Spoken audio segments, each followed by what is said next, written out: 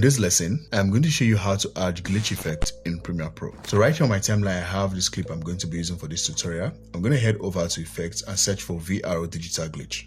And I'm going to click and drag the effect onto the video on the timeline. Within Effect Controls, I'm going to expand Distortion and set Color Distortion to 100. Distortion rate 0. And I'm going to expand Noise and then set Noise Strength to 70. And then you're going to move your playhead to the position where you want to add the glitch. And then add a keyframe to master amplitude and set the value to 0. Move 3 frames ahead with the arrow button and then add another keyframe and set value to 100. Move 3 keyframes ahead again, add another keyframe and set value to 0 again. I'm going to zoom in on the keyframe so we see what we are working with.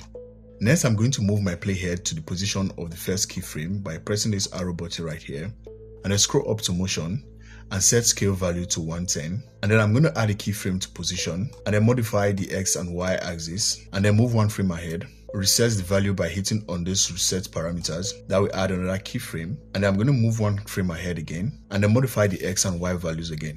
For the last time, I'm going to move 1 more frame and then reset the values by hitting on the reset parameter button. You can copy and paste the keyframes to any position you want to add the glitch effect.